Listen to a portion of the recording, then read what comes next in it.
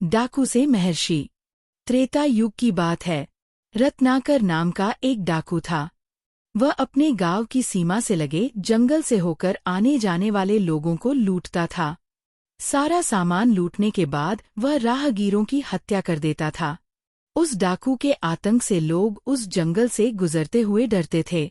वह भय का पर्याय बन चुका था। एक दिन वह जंगल में एक पेड़ के पीछे छिपकर घात लगाए था। तभी उसकी नज़र महर्षि नारद पर पड़ी। उनको स्वच्छंद निर्भय घूमते देखकर वह गुस्से से उबल पड़ा और बोला, तुम्हें इस जंगल में विचरण करते हुए जरा भी डर नहीं लगा? शायद तुम मुझे नहीं जानते, मैं एक डाकू हूँ, रत्नाकर डाकू। अब जो कुछ भी तुम्हारे पास है चुपचाप मुझे सौंप दो, वरना अपनी मौत के लिए तैयार रहो। महर्षि नारद ने शांत भाव से कहा, अरे भाई, तुम इतना गुस्सा क्यों हो रहे हो? मेरा क्या दोष है जो तुम मुझे मारना चाहते हो? शायद तुम नहीं जानते कि तुम अपने इन पाप कर्मों से अपने लिए नरक का रास्ता खोल रहे हो। ज्यादा मत बोलो। मैं तो ये सब अपने परिवार के भरण पोषण के लिए करता हूँ। मुझे पता है कि मैं कुछ भी गलत नहीं कर रहा हूँ।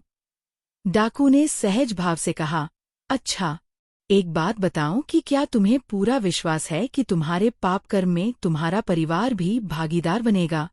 मेरे अनुसार तुम्हें उनसे पूछ लेना चाहिए। तुम पूछकर आ जाओ, मैं यहीं पर तुम्हारा इंतजार करता हूँ। नारद मुनि ने कहा। रत्नाकर सोच में डूब गया।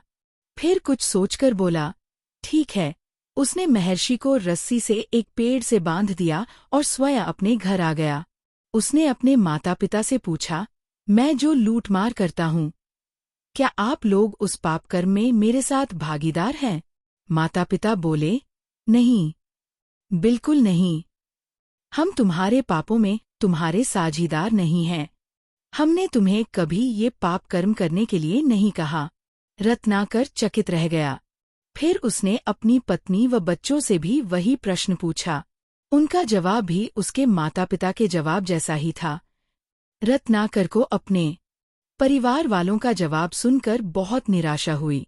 उसने सोचा, मैं आज तक जिनके लिए लूटमार करता आया हूँ, वही मेरे पापों में साझीदार बनने को तैयार नहीं है।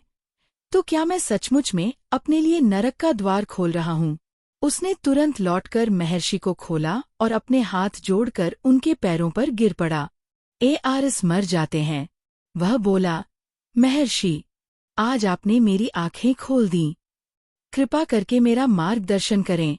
महर्षि ने उसे उठाया और कहा, मुझे खुशी है कि तुम्हें अपने बुरे कामों पर पछतावा है।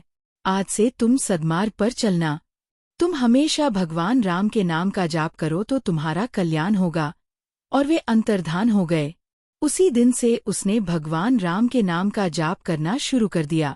उसके शरीर पर चींटियों ने अपनी बाबी बना ली, परंतु वर्षों तक वह अपने स्थान से हिला नहीं। यही रत्नाकर आगे चलकर महर्षि वाल्मीकि के नाम से प्रसिद्ध हुआ और रामायण जैसे महाकाव्य की रचना की।